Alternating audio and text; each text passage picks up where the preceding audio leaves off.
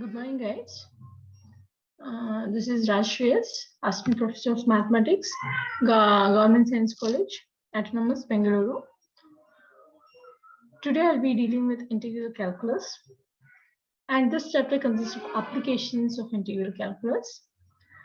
And the applications are namely finding the lengths of arcs, it's also called as rectification, areas of plane curves, surface areas, volume of solids of revolution. So there are 4 parts in this applications of integral calculus, and let's start up with the first one today, that is lengths of plane curves or rectification. There is small definition for rectification here.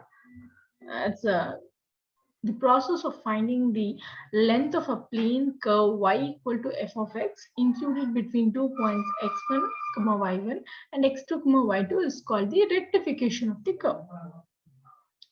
Like it is finding the length of a plane curve between these 2 points. Okay. So there are totally 3 forms: Cartesian form, polar form and parametric form. First one is Cartesian form. In that you have 2 forms, y is equal to f of x form and x is equal to f of y. Suppose the given equation is in terms of x, that is y equal to a function of x. Then you have this form. Suppose if the given equation is x equal to function of y, then the formula finding the length of the curve is this. See, actually this ds by dx and ds by dy, we have taken that from differential calculus. We'll be dealing with the arc length in differential calculus. We'll also be deriving this equations. Okay, so I have directly taken that. Okay, and integrating this with respect to x, I have this, because I am interested in finding what s is. S is the arc length of the curve, so I am interested in finding what s is. So I have integrated this with respect to x. And here, since I am integrating with respect to x, the limits is for x. And similarly for y also. Okay. And this is the polar form. And here also there are 2 forms, r equal to f of theta or theta is equal to function of r. So for the first form, you will be using this formula, and for the second one, you will be using this particular formula. Okay, and again, this ds by d theta and ds by dr are taken from differential calculus. Okay, and also you will have the derivation for this. Okay, and the last one is parametric form, and this is the formula. The main thing here to start up with the problems is, first you need to know what the formulas are. You should be knowing all these 5 formulas. Totally there are 5 formulas. Okay, you should go through this. This is the first one and this is the second one. Okay, these first 2 formulas are for Cartesian forms, and the third and fourth one are for polar forms, and the last one is for parametric form. Okay, these are the 5 formulas that you should know before starting up with the problems for finding the length of the plane curve between 2 points. Okay, so let's start up with the problems. Yeah. Find the entire length of the curve x power 2 by 3 plus y power 2 by 3 equal to a power 2 by 3. Actually, this is the equation of an asteroid. And here in this chapter, we'll be dealing only with the standard curves.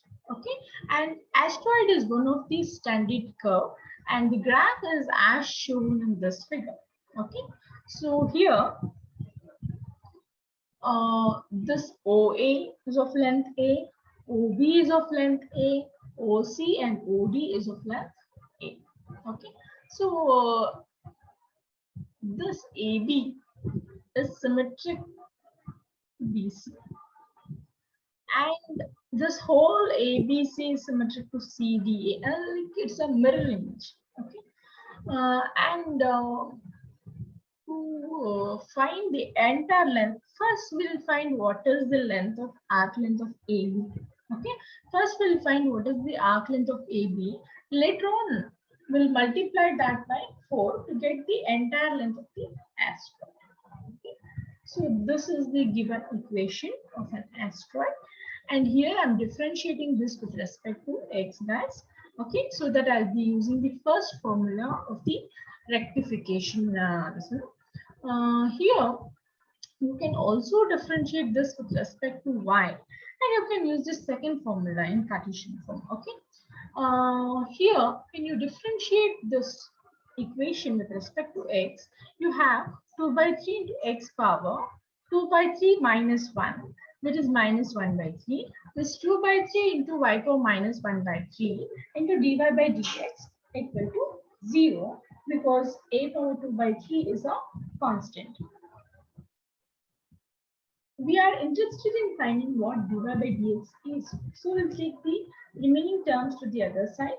So finally we will get dy by dx is equal to minus, actually first we'll get minus x by y whole power minus 1 by 3. Okay. Since I have written plus 1 by 3 here, the numerator and denominator get exchanged. So that will be minus of y by x whole power 1 by 3 plus 1 by 3. And now first we'll find what is the arc length of AB.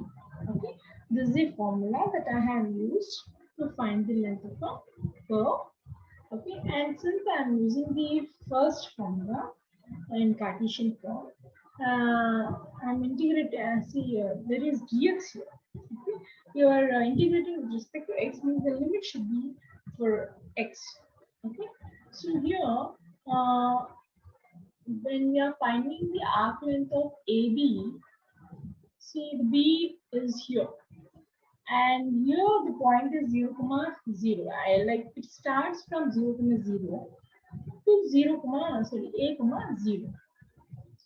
So the x changes from 0 to A here actually. Okay.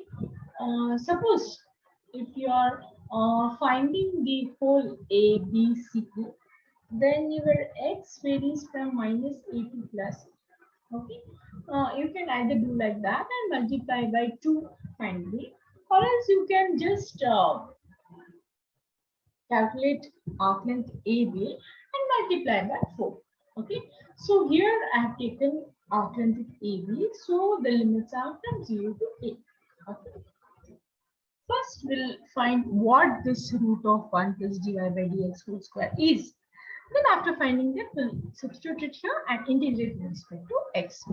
So root of 1 plus dy by dx whole square is equal to root of 1 plus dy by dx whole square is this whole square. Minus with square becomes plus. So it is y by x whole power 2 by 3. After taking LCM, it is x power 2 by 3 plus y power 2 by 3 whole divided by x power 2 by 3.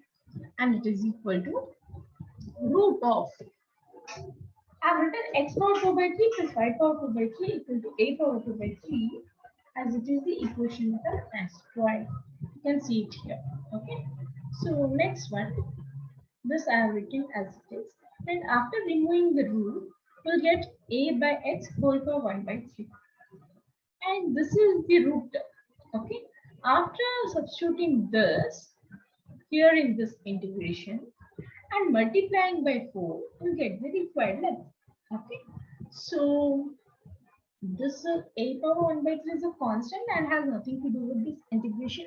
So I'll take that outside the integration. And here this x power 1 by 3 in the denominator can be written as x power minus 1 by 3 in numerator. Okay. After integrating that, you have x power minus 1 by 3 plus 1. That becomes 2 by 3.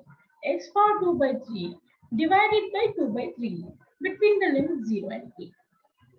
That's equal to 4 into a power 1 by 3, this 3 by 2, and between the limit 0 to a, it is a power 2 by 3, and for lower limit, it is 0. So finally, that will be 6a.